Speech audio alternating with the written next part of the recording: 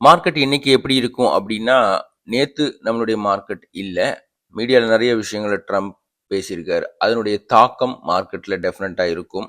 ஈரானுக்கும், அமெரிக்காவுக்கும் இடையிலான பேச்சுவார்த்தை தோல்வியில முடிஞ்சிருந்தாலும், அடுத்த கட்ட பேச்சுவார்த்தைக்கு தயாராக இருக்காங்க.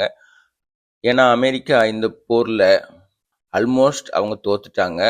ஆனா, இப்ப பின்வாங்கி போனோம்னா, வரலாற்று பதிவா ஆயிரும் அப்படிங்கிறதுனாலயே, அத கொஞ்சம் பூசி மெழுக பார்க்குறாங்க.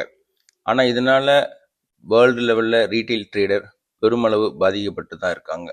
இன்னைக்கான மார்க்கெட் எப்படி இருக்கும் அப்படின்னா, அப்சைட் மூவ்மெண்ட் தான் இருக்கும்.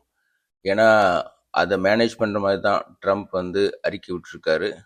அதாவது முன்னாடி என்ன சொன்னாருன்னா, ஸ்ட்ரெயிட் ஆஃப் ஹார்மஸ் பகுதியை வந்து ஃபுல்லா ஓப்பன் பண்ணணும், அங்க எதுவும் கப்பம் வசூலிக்க கூடாது அப்படின்னாரு. அதுக்கப்புறம் கப்பம் வசூலிச்சுக்குங்க, ஆனா சில நாடுகளுக்கு மட்டும் சலுகை தரணும் அப்படிங்கிற மாதிரியான ஒரு அறிக்கை விட்டுருந்தாரு.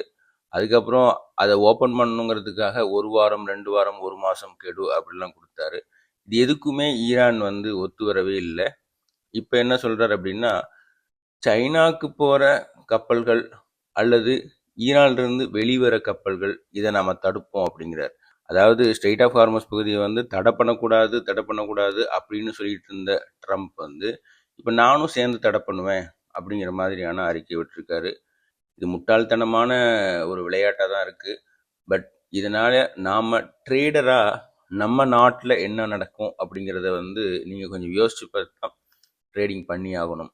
நம்ம நாட்டை பொறுத்தளவு ஆயில் அண்ட் கேஸினுடைய இருப்பு அப்படிங்கிறது ஒரு 50 to 60 டேஸ்க்கு நாம் ஸ்டாக் வச்சுருக்கோம், அல்லது வந்து அதுக்கான ஏற்பாடுகளை பண்ணியிருக்கோம். அந்த கப்பல்கள்லாம் ஈஸியாக வந்து சேர்ந்துடும்.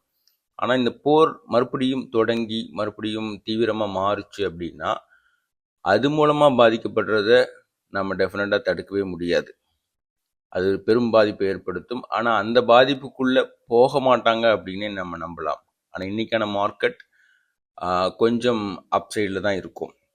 இன்னைக்கான ஸ்டாக்ஸ் பார்த்தீங்க அப்படின்னா, எல்ஐசியும் வேதாந்தாவையும் கான்சென்ட்ரேட் பண்ணலாம்.